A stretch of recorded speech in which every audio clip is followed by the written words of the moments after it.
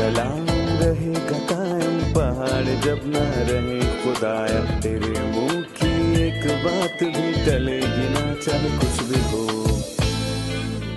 अजीज नाजरीन, मैं अयाज ज़रीफ आप तमाम देखने वालों को हमारे रोज़ के बाइबली मुतालियाती प्रोग्राम की नई किस्त में खुशामदीद कहता हूँ।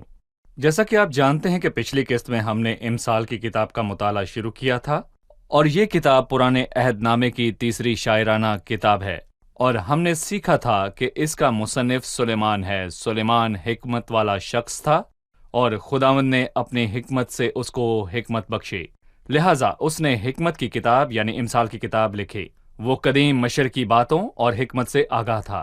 अजीज़ो, बाइबल मुकद्दस खुदा की किताब है और इसमें जो भी लिखा है वो सब रूहुल कुद्स की पाक मर्जी से शामिल है। इसीलिए सुलेमान हिकमत वाला शख्स था। क्योंकि सुलेमान जो था वो हिकमत की बातें जानता था, इसीलिए उसने इमसाल की किताब लिखी। और पिछली किस्त में हमने ये भी सीखा कि हिकमत खुदावंद यीशु मसीह से है। और आज खुदावंद के फजल से हम इमसाल की किताब के पहले बाब की 1 ता 5 आयात का मुताला करेंगे। लेकिन प्रोग्राम के आगाज में स्टूडियोज में मौजूद मैं खुदा के खादमीन का खैर मकदम करूंगा। भाई अमीन खुशामदीद। बहुत शुक्रिया। डॉक्टर फयाज खुशामदीद। शुक्रिया भाई। और स्टूडियो में आए दीगर मेहमानों को भी खुशामदीद। भाई अमीन, सबसे पहले हम चाहते हैं कि आप हमें इमसाल की किताब के हिस्सों के बारे में बताएं और इनके उन्वान एक दूसरे से किस तरह मिलते जुलते हैं। इमसाल की किताब एक जामह किताब है। इसके सब हिस्से आपस में जुड़े हुए हैं। दरअसल इसके 3 अहम अनवान हैं। पहला, खुदा और इंसान के बीच रिश्ता। दूसरा, इंसान का अपने साथ रिश्ता। तीसरा, इंसान का दूसरों के साथ रिश्ता। मैं हर अनवान की मिसाल के लिए एक आयत बताऊंगा। खुदा और इंसान के बीच के रिश्ते के लिए लिखा है, सारे दिल से खुदा पर तवक्कल कर और अपने फहम पर तकिया ना कर। दूसरा, इंसान का खुद के साथ रिश्ता। वो कहता है कि सुस्ती नहीं बल्कि मेहनत कर। सुस्त आदमी शिकार पकड़कर कबाब नहीं करता, लेकिन इंसान की गिरा पहा दौलत मेहनती पाती है। और यहाँ तीसरी चीज़ के इंसान का दूसरों के साथ क्या रिश्ता है। लिखा है कि दोस्त हर वक्त मोहब्बत दिखाता है। अब यहाँ देखें कि दोस्त अपने दोस्त के लिए मोहब्बत दिखाता है, और यहाँ लिखा है कि भाई मुसीबत के दिन के लिए ही पैदा हुआ है। भाई, इस किताब में 3 सिम्मत की बात मौजूद है, खुदा की जानिब, दूसरों की जानिब और अपनी जानिब। डॉक्टर फयाज, मैं चाहता हूँ कि आप हमें इस किताब के मुसन्निफ सुलेमान के बारे में मजीद कुछ बताएं। सुलेमान दाऊद का बेटा था और उसने 18 साल की उम्र में बादशाही की। और उसकी जिंदगी के आगाज में खुदाम ने ख्वाब के जरिए उससे बात की और कहा, जो तू चाहता है मांग। सुलेमान अक्लमंद था, उसने अपने दुश्मनों की जान, दौलत और इज्जत नहीं मांगी, और उसने खुदावंद से हिकमत मांगी और कहा, खुदा ने मुझे इतनी बड़ी कौम का बादशाह बनाया, तो खुदा के लोगों का इंसाफ करने के लिए मुझे हिकमत की जरूरत है। तो खुदा ने कहा कि तूने हिकमत के सिवा कुछ नहीं मांगा, इसलिए हिकमत और मार्फत तुझे अता हुई, इस हद तक कि ना तुझसे पहले किसी को नसीब हुई और ना तेरे बाद नसीब होगी। और जो तूने नहीं मांगा मैं वो भी तुझे अता करूंगा, तुझे दौलत, इज्जत और जलाल और इख्तियार बख्शूंगा। मैं यहाँ कहूँगा कि सुलेमान की हिकमत उसकी अपनी नहीं थी, बल्कि खुदावंद ने उसे अता की थी और खुदावंद से उसको मिली थी। और उस किताब की पहली आयत ही इसका वाज़े सबूत है। इसराइल के बादशाह सुलेमान इब्ने दाऊद की इमसाल, और वही मरकजी मुसन्निफ है। और मजीद हम ये कह सकते हैं कि इसको सुलेमान और दूसरे लोगों ने लिखा, क्योंकि 22वें बाब की 17वीं आयत से 24वें बाब की 34वीं आयत तक सुलेमान ने दूसरे लोगों की कई बातें लिखीं। उनको रूहुल कुद्स ने उस किताब में लिखा। तीसरा बाब याफा के बेटे अजरूर के पैगाम की बातें, और 31वें बाब में लेमुएल बादशाह के पैगाम की बातें जो उसकी माँ ने उसे सिखाईं। सैमुअल मरकजी मुसन्निफ है। सही, सुलेमान मरकजी मुसन्निफ है और उसने हिकमत की भी बात की। लिहाजा आप हिकमत की तारीफ बयान कीजिए। जी, मैं कहूँगा कि हिकमत इल्म नहीं है। इल्म बहुत अहम है। इल्म मालूमात को हासिल करना है, और मैं कहूँगा कि हक़ाइक़ को जानना है, और ये हमारे दिमाग में होता है। लेकिन हिकमत मालूमात हासिल करना नहीं हो सकता। किसी शख्स के पास बहुत मालूमात और इल्म हो, लेकिन वो खुद सादा हो, यानी हिकमत वाला ना हो। और ये इल्म को उन हालात में इस्तेमाल करना है जिनका मैं सामना करता हूँ, اور میں یہاں پر یہ بھی کہوں گا کہ یہ زندگی گزارنے کا فن ہے، گزارنے کا فن۔ اور میں آج آپ کو علم اور حکمت کے درمیان فرق کی مثال دینا چاہوں گا۔ اور دو لوگ ہیں جو یہ جانتے ہیں کہ خدا کو اخلاقی برائیوں سے نفرت ہے۔ یوسف اور داؤد دونوں یہ جانتے تھے، بلکہ داؤد تو زیادہ بہتر جانتا تھا، کیونکہ یوسف کی زندگی شریعت سے پہلے تھی اور اس کے پاس باقاعدہ حکم موجود نہیں تھے کہ زنا نہ کرنا۔ اس کے دادا ابراہم نے جب وہ جرار کے ملک میں گیا، اس نے کہا کہ سارا اس کی بہن ہے، اور اس نے کہا کہ اے خداون، میں نے تو یہ اپنے سچے دل اور اپنے پاکیزہ ہاتھوں سے کیا۔ اور خداون نے کہا، اسی لیے میں نے تجھے روکا کہ تو میرا گناہ نہ کرے۔ اور یوسف جانتا تھا کہ اگر کوئی شخص دوسرے کی بیوی سے صحبت کرے تو یہ خدا کے خلاف گناہ ہے۔ یوسف کے پاس معلومات تھیں اور اس نے اپنا علم استعمال کرتے تو اس نے ہوئے علم کا استعمال کیا۔ لاگو کیا اور کہا کہ بھلا میں کیوں ایسی بڑی بدی کروں؟ اور میں کہوں گا کہ اس کے دادا نے بھی یہی الفاظ استعمال کیے، اور خدا کا گناہگار بنوں۔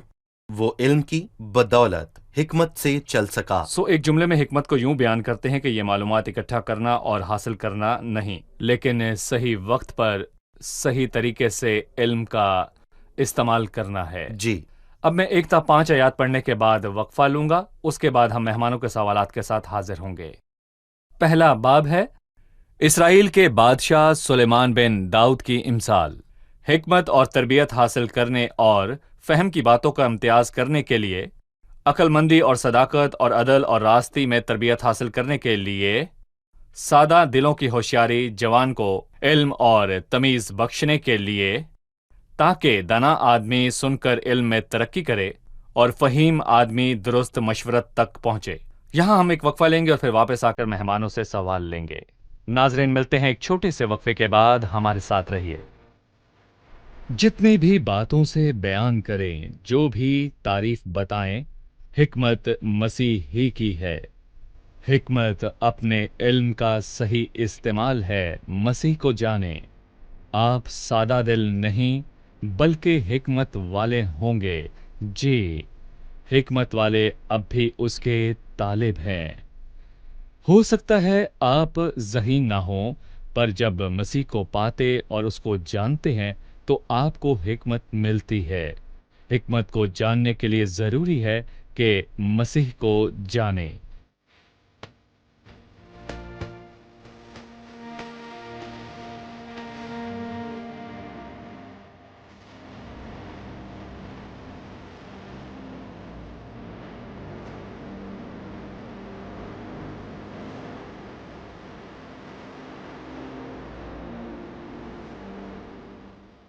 خوش آمدید۔ آئیے چلتے ہیں مہمانوں کی جانب اور جانتے ہیں ان کا سوال۔ اس کتاب کی پہلی آیت ہے سلیمان بن داؤد کی امثال، پر ہمیں پتہ ہے کہ اس میں باقی لوگوں یعنی لیمیول اور یاکا کے بیٹے اجور کی بھی باتیں ہیں۔ کیا انہوں نے بھی اس میں لکھا یا سلیمان نے خود ان باتوں کو لکھا؟ بے شک 30ویں باب میں یاکا کے بیٹے اجور کی باتیں موجود ہیں اور 31ویں باب میں لیمیول کی وہی باتیں جو اس کی ماں نے اس کو سکھائیں، پر کتاب کے آغاز میں لکھا ہے سلیمان بن داؤد کی امثال۔ اس میں سلیمان کی امثال کیوں لکھا ہے؟ اس کتاب کو سلیمان کی مثال کہتے ہیں کیونکہ اس کے بہت سے حصے سلیمان نے لکھے ہیں۔ ہم نے اس کتاب کو 7 حصوں میں تقسیم کیا ہے، اور ہم جانتے بھی ہیں کہ اس میں ضرب المثل بھی ہے، اور وہ صرف 2.5 باب ہیں۔ اس میں 22ویں باب کا آدھا حصہ اور پھر 23 اور 24 باب ہیں۔ 2.5 باب میں ضرب الامثال ہے، پھر 1 باب یعنی 30 باب میں یاکا کے بیٹے اجور کا پیغام ہے، اور 31ویں باب میں لیمیول کی وہ باتیں ہیں جو اس کی ماں نے اسے سکھائیں۔ اس لیے یہ 4.5 باب ہیں جن میں سلیمان کی باتیں نہیں بلکہ روح القدس نے سلیمان کو دی کہ اس کتاب کے اندر وہ درج کرے۔ سلیمان نے 27.5 باب لکھے اور باقیوں کے 4.5 باب میں یہ کل ملا کر 31 باب بنتے ہیں۔ اس لیے ہم کہتے ہیں کہ امثال کی کتاب سلیمان اور کچھ لوگوں نے لکھی ہے، لیکن اس کے زیادہ ابواب سلیمان نے لکھے ہیں۔ امثال کی کتاب کے زیادہ تر خیالات سلیمان نے درج کیے ہیں۔ جنہیں ہم داؤد کے زبور کہتے ہیں، جبکہ داؤد نے تمام زبور نہیں لکھے، اور لوگوں نے بھی زبور لکھے، لیکن داؤد زبور کا مرکزی مصنف ہے۔ صحیح۔ ڈاکٹر فیاض، میں پوچھنا چاہتا ہوں، اسرائیل کے بادشاہ سلیمان بن داؤد کی امثال حکمت اور تربیت حاصل کرنے کے لیے ہم نے کچھ دیر پہلے علم اور حکمت پر بات کی اور کہا کہ یہ صرف علم نہیں بلکہ اس کا درست استعمال ہے۔ پھر پہلی آیت میں تربیت کے لفظ سے کیا مراد ہے؟ ترتیب اور نظم و ضبط، اور میں کہوں گا کہ تعلیم ہے، لہٰذا یہ ادب یا شاعرانہ باتیں جی نہیں۔ بلکہ تادیب ہے۔ اور تیسرے باب میں لکھا ہے، اے میرے بیٹے، خدا کی تربیت کو حقیر نہ جان۔ یہ امثال تیسرے باب کی اہم آیت ہے، اور پالوس نے عبرانیوں 12 میں بھی اس کا ذکر کیا۔ تربیت کا مطلب تعدیب، تنبیہ اور اصلاح ہے، اور اکثر لوگ تربیت کے الفاظ سے ڈر جاتے ہیں کیونکہ وہ سوچتے ہیں کہ سزا۔ یہ سزا ہے، جی، کیونکہ تربیت دینے کو اکثر سزا کے معنوں میں لیا جاتا ہے۔ لوگ یہ سوچ رکھتے ہیں کہ خدا اس انتظار میں ہے کہ ہم کب غلطی کریں اور وہ ہمیں سزا دے، پر ایسا نہیں ہے۔ تربیت کے معنی اس بہت کا مطلب وسیع تعلیم ہیں۔ دینا، صلاح کرنا ہے، جیسے بچوں کی تربیت کرتے ہیں، ان کے غلطی کرنے پر نہیں، بلکہ حکمت والے شخص اپنے بچوں کی تربیت کرتے ہیں اور صحیح بات سکھاتے ہیں تاکہ وہ غلطی نہ کریں۔ خدا بہت سے طریقے استعمال کرتا ہے کہ انسان حقیقی طور پر خدا کی شبیہ پر بن جائے، اور وہ یہی چاہتا ہے۔ اور عبرانیوں 12ویں باب میں امثال تیسرے باب کی آیات کا حوالہ دینا ہمیں ترتیب کے معنی سمجھاتا ہے۔ مثلاً ہمیں ترتیب کیوں ملی؟ خدا نے ہمیں تنبیہ کیوں کی؟ کیونکہ ہم اس کے اپنے فرزند ہیں، بچوں کی۔ اور میں کہوں گا کہ ہم اس کے بچے ہیں، اس لیے وہ ہمیں تنبیہ کرتا ہے۔ صحیح۔ اور عبرانیوں 12ویں باب میں ترتیب کے کیا معنی ہیں؟ خدا کی تنبیہ، اور خدا کا کلام ہمیں تنبیہ کرتا، ملامت کرتا اور تسلی دیتا ہے، اور کبھی کبھی اس کا کلام سخت ہوتا ہے، ہمیں تاکہ ضمیر کو چھلنی چھلنی کرتا کرے۔ اور درد دیتا ہے، اور یہ بہت ہی جی۔ اہم ہے۔ اور اکثر خداوند ہماری زندگی کے حالات اور ان مشکلات کے ذریعے ہماری تربیت کرتا ہے، اور میں کہوں گا کہ خداوند نے ایوب کے ساتھ بھی ایسا ہی کیا۔ لیکن سوال یہ ہے کہ در حقیقت تربیت کرنے کا مقصد کیا ہے، تاکہ ہم اس کی پاکیزگی میں شامل ہو جائیں۔ اور جی۔ میں کہوں گا کہ خداوند ہماری تربیت اس لیے نہیں کرتا کہ ہماری غلطیوں کی سزا دے، بلکہ ہمیں فائدہ ہو اور ہم اس کی پاکیزگی میں شامل ہو جائیں۔ اور تربیت کا عرصہ کتنا طویل ہے؟ عبرانیوں کے 12ویں باب میں اس نے واضح طور پر کہا کہ ہمارا جسمانی باپ تب تک ہماری تربیت کرتا ہے کہ جب تک ہم بڑے نہ ہو جائیں، لیکن میں کہوں گا کہ خدا کی الہی تربیت اس وقت تک جاری رہتی ہے جب تک ہم زندہ ہیں، یہ ختم نہیں ہوتی۔ بھائی، آپ نے بتایا کہ تربیت کرنا سزا دینا نہیں ہے، یہ ہماری اصلاح، ہماری تنبیہ ہے، اس سے ہماری حوصلہ افزائی ہوتی ہے، یہ ہمارے سیکھنے کا عمل ہے۔ خدا اس ہمارے لیے لیے نہیں یہ کہ سب ہم نے کرتا ہے۔ غلطی کی، بلکہ اس لیے کہ ہم گناہ غلطی نہ کریں۔ جی، ٹھیک ہے۔ بھائی امین، میں چاہتا ہوں کہ آپ باقی الفاظ پر اپنی رائے دیں، جیسا کہ پہلی آیت میں مرکوم ہے۔ فہم کی باتوں کا امتیاز کرنے کے لیے عقلمندی اور صداقت اور عدل اور راستی میں تربیت حاصل کرنے کے لیے، یہاں پر فہم کی باتوں کے امتیاز سے کیا مراد ہے؟ لکھا ہے فہم کی باتوں کا امتیاز کرنے کے لیے، یعنی خدا توقع کرتا ہے کہ ہم اس کی باتوں کو سمجھیں اور ان ضرب المثل کو سمجھیں، عقل مندی اور صداقت اور عدل اور راستی میں تربیت حاصل کرنے کے لیے۔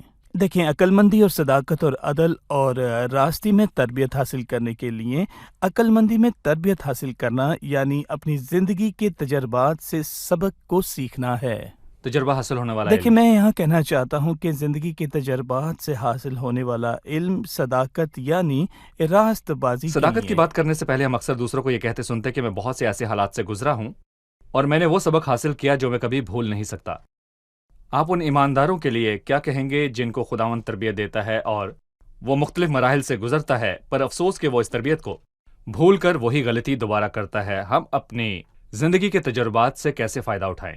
جی، دیکھیں، ہمیں چاہیے کہ اپنی زندگی کے تجربات سے سیکھیں۔ ہم ایسی مشکلات اور تکلیف سے گزرتے ہیں، خداوند کیوں ہمیں ان مشکلات میں سے گزرنے دیتا ہے؟ تاکہ ہم اس کی پاکیزگی میں شامل ہو جائیں۔ مثلاً ایوب راست باز تھا، پر اس نے بہت سی مشکلات کا سامنا کیا ہے۔ اس نے کہا، اس لیے مجھے اپنے آپ سے نفرت ہے اور میں خاک اور راکھ میں توبہ کرتا ہوں۔ یعنی اس نے اپنی زندگی کے تجربات سے خداوند کے بارے میں مزید جانا ہے میں نے تیری خبر کان سے سنی تھی، پر میری آنکھیں اب تجھے دیکھتی ہیں۔ زندگی کے تجربات اسکول جیسے ہیں، ہم بہت کچھ سیکھتے ہیں۔ ہم کتنے برے ہیں، ہم خود پر بھروسہ نہیں کرتے، ہم خدا کی بھلائی، حکمت اور اس کی محبت کو سمجھتے ہیں۔ صحیح۔ صداقت کے کیا معنی ہیں؟ صداقت یعنی ایک راست بازی۔ یہ حکمت اور خدا کا کلام جو ہمارے دلوں میں بستا ہے، اس کی مدد سے ہم صحیح طور پر چل کر خدا کے جلال کو دیکھ سکتے ہیں۔ صحیح۔ ڈاکٹر فیاض، میں چاہتا ہوں کہ تیسری آیت میں جو بیان ہے عدل اور راستی، اس پر اپنی رائے دیں۔ صداقت، عدل اور راستی کے کیا معنی ہیں؟ صداقت اور عدل ایک جیسے ہیں، پر ہم ان کے بیچ فرق کیسے کریں؟ اور ہمیں راستی کے بارے میں بھی بتائیے۔ عدل کے معنی راستی سے دوسروں کی عدالت کرنا ہے، یعنی ہر چیز حقیقی طور پر ظاہر ہوئی تاکہ ہم جان لیں کہ خدا کون ہے، انسان اور شیطان کون ہے، اور دنیا در حقیقت کیا ہے، ہر چیز کا صحیح تاکہ نام ہر ہو۔ چیز واضح ہو اور صحیح طور پر ہو۔ روح القدس سچائی ہے اور خدا کا کلام سچائی ہے، کیونکہ روح القدس ہی رہنمائی کرتا ہے تاکہ ہم درست چیزیں جانیں۔ مسیحی ہر چیز کے درست علم کا واحد نمونہ ہے۔ خدا کا کلام ان چیزوں کا اعلان کرتا ہے۔ عادل یعنی کہ ہم جان لیں کہ کیا درست ہے۔ اگر کوئی کسی غلط چیز کو صحیح سمجھے یا غلط نام سے بلائے، یعنی رشوت کو تحفہ، دھوکے بازی کو ہوشیاری اور غرور کو مثال کے طور پر خود اعتمادی کہے، تو میں جاننا چاہوں گا وہ اس سب کو کیسے درست کر ہمیں سکتا چاہیے ہے۔ کہ ہم خدا کے کلام کی روشنی میں سے دیکھیں۔ خدا کا کلام وہ آئینہ ہے جس میں سب کچھ ٹھیک طور پر ظاہر ہو جاتا ہے۔ خدا کا کلام روشنی ہے۔ تیرا کلام میرے قدموں کے لیے چراغ اور میری راہ کے لیے روشنی ہے۔ خدا کا کلام ہی وہ واحد روشنی ہے جو سب چیزوں کے متعلق صحیح بتاتا ہے اور سچ بتاتا ہے، اور ہمیں چاہیے کہ ہر چیز مسیح کی زندگی میں اس کے رویے کی روشنی میں جانیں۔ خداوند یسوع ہی کامل نمونہ ہے، اور جو خدا کے کلام میں پڑھ کر مسیح کے بارے میں سیکھتا ہے وہ ٹھیک عدل کرتا ہے اور خداوند کے کلام کی روشنی میں سچائی کے مطابق چلتا ہے۔ پھر راستی کا کیا ہے؟ مطلب جیسا سیکھا ہے اس کے مطابق چلیں، اور ہم نے سیکھا کہ ہم وہی کریں جو سچائی کے مطابق ہو۔ اور اس کے بعد میں یہ کہنا چاہوں گا کہ ہم اکثر شفایات کی بات سنتے ہیں، اور راستی کا مطلب ہے کہ دھوکہ دیے بغیر راستی سے چلنا۔ جب ابراہم نے سارہ کو اپنی بہن بنایا تو آپ اس کے بارے میں کیا کہیں گے؟ اس صحیح۔ نے دھوکہ دیا۔ پر راست بازی کا مطلب ہاں کے معنی ہاں اور نہ کے معنی نہ ہے۔ امثال 10ویں باب کی خوبصورت آیت ہے کہ راست رو بے کھٹک چلتا ہے۔ ٹھیک ہے۔ ہم کچھ بھی کیوں چھپائیں؟ اگر میں راستے سے چلوں اور گھر جاؤں اور بیوی پوچھے کہ تو کہاں گیا تھا، اور میں اس سے کہوں کہ میں کچھ غلط نہیں کر رہا تھا، لیکن اگر میں کچھ غلط کروں اور راستے سے نہ چلوں تو مجھے اپنے برے کاموں کو چھپانے کے لیے جھوٹ بولنا پڑتا ہے۔ اگر میں راستے سے چلوں تو مجھے کسی چیز کا کوئی خوف نہیں۔ ایک عورت کا 12 سال سے خون بہتا تھا، وہ خداوند کے پاس آئی اور سارا حال اس سے کہہ دیا۔ اس نے سارا حال سچ کہہ دیا، اسی لیے خداوند نے اپنا ہاتھ بڑھا کر اسے شفا دی۔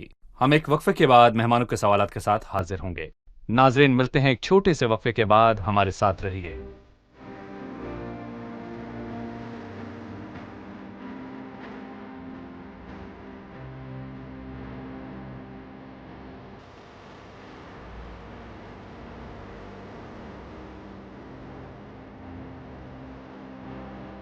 خوش آمدید۔ آئیے چلتے ہیں مہمانوں کی جانب اور جانتے ہیں ان کا سوال۔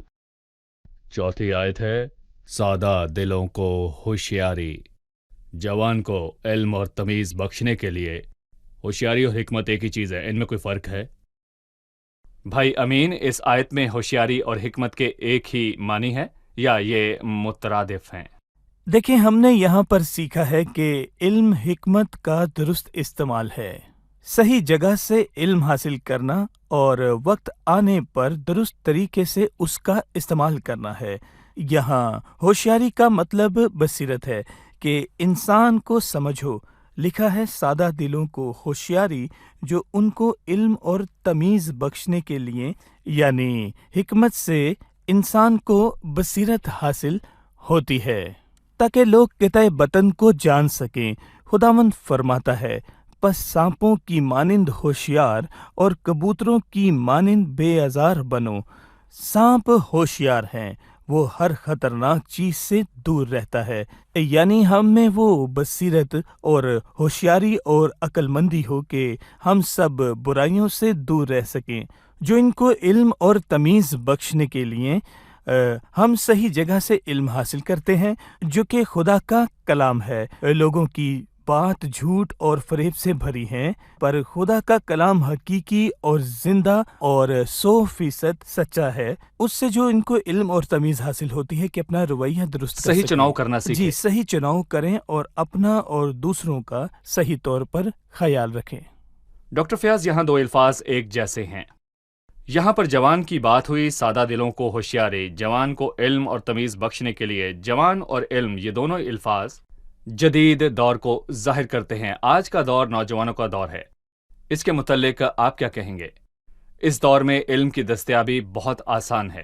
مثال کے طور پر جوان لوگوں کے پاس علم کی دستیابی 24 گھنٹے ہوتی ہے۔ ان کے پاس موبائل ہوتا ہے، انٹرنیٹ، ویب سائٹ، اس کے علاوہ ان کے پاس فیس بک پر معلومات ہوتی ہیں، اور بوڑھوں کی نسبت جوان لوگ علم حاصل کرنے کی زیادہ جستجو کرتے ہیں۔ یہاں اس نے جوان کو علم حاصل کرنے کی بات کی۔ آپ نوجوانوں کو کیا اصلاح دیں گے کہ وہ کس طرح درست جگہ سے علم حاصل کریں؟ کیونکہ آج کل کی دنیا میں علم دینے والی باقی جگہیں ان کے لیے خطرناک ہو سکتی ہیں۔ میں 2 سوال پوچھوں گا کہ ہم کہاں سے علم حاصل کرتے ہیں، یہ کس قسم کا علم ہے؟ صحیح۔ مجھے موسیقی کے بارے میں معلوم ہے کہ یہ اچھا ہے، اور مجھے فٹ بال کھیلنے کا طریقہ معلوم ہے، اور مجھے سیاست کا علم بھی ہے، اور میں پہلی اور دوسری جنگ عظیم کے بارے میں بھی بتا سکتا ہوں۔ پر کیا اس علم سے مجھے کوئی فائدہ ہوگا؟ اور کیا ابدی زندگی میں اس کا کوئی فائدہ ہے؟ اور کیا میں اس کی بدولت جنت میں جاؤں گا؟ فائدہ کم ہے۔ لیکن میں کہوں گا کہ ہم یہاں پر فائدہ مند علم کی بات کر رہے ہیں، جس سے ہماری زندگی میں بہتری آئے اور ہم خداوند یسوع مسیح کے جیسے بنتے جائیں۔ یہ خدا کے کلام سے ملنے والا علم ہے۔ صرف خدا کے کلام کا علم نہیں، بلکہ خداوند یسوع مسیح کی شخصیاتی تجرباتی علم سے بھی فائدہ ہے، اور اسی لیے بہتر ہے کہ ہم کلام مقدس کو جانیں اور اسے اپنی زندگی پر لاگو کریں، اور دیکھیں کہ خداوند یسوع مسیح دنیا میں کیسے رہتا تھا، اور ہمیں اس سے پوچھنا ہے کہ کیا خداوند میں تیری مانند ہوں، کہ ہم اپنی زندگی میں اس کے مطابق رد عمل دے سکیں۔ جب کوئی ہم سے نفرت کرے، ہماری بے عزتی کرے، ہمارا حق چھینے یا ہم سے غلط طریقے سے پیش آئے، تو میں کہوں گا کہ ہمیں دیکھنا یہ ہے کہ کیا ہم خداوند یسوع مسیح کی طرح پیش آتے ہیں، اس کی عاجزی اور حلیمی سے سبق حاصل کریں تاکہ ہم روز بروز اس کی مانند بن جائیں۔ یہ علم ہے۔ تجرباتی علم یہ ہے کہ ہم اپنے مشکل حالات سے سیکھیں۔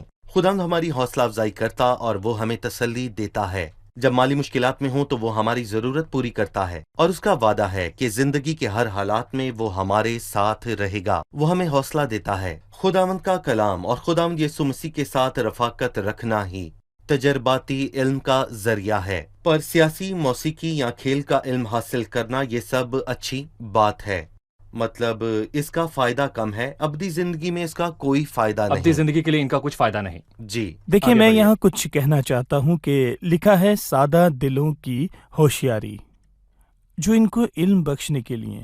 سادہ دلوں کی ہوشیاری، ہمیں معلوم ہے کہ ہمارے پاس درست علم نہیں، اس لیے ہمیں چاہیے کہ خداوند اور اس کے کلام کو سیکھیں۔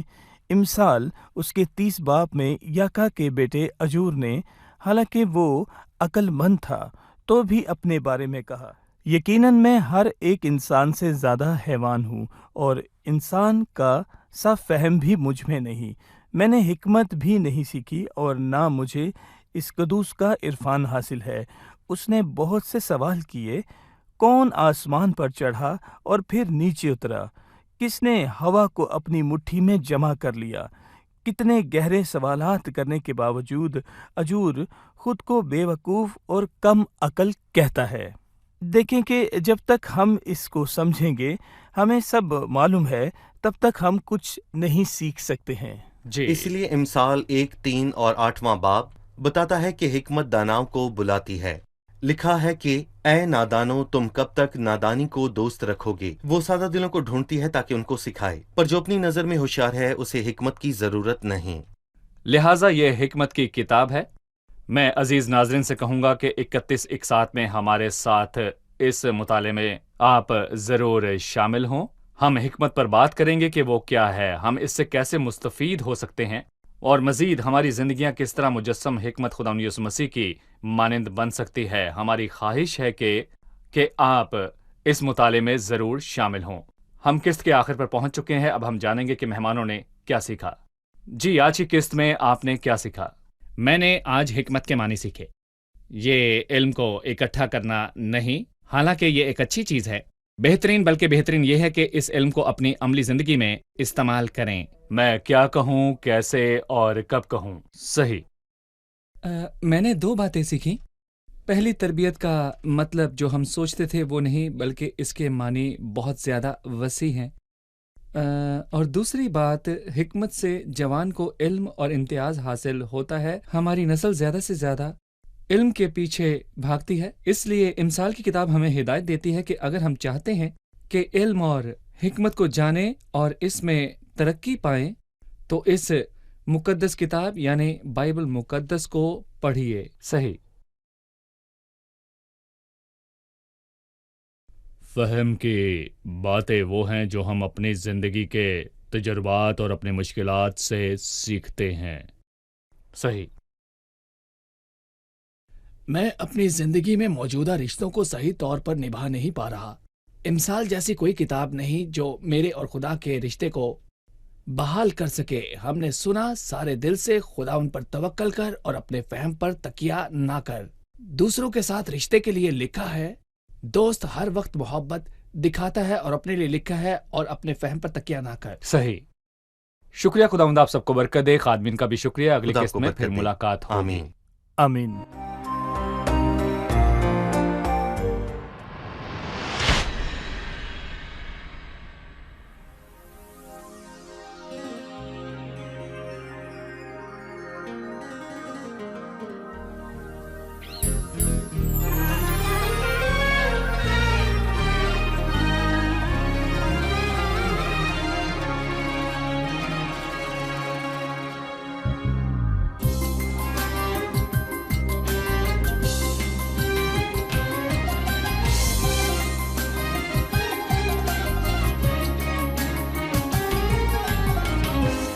أبي ضللت حين تركت دفء الأماني في حضنك، بيتي هجرت طوعا وجهلا، وكنت أحيا في خيرك سعيا وراء الأهواء سرت، والشر كالنار المهلكة، وعندما اشتد بي عذابي قلت أعود ربي لك.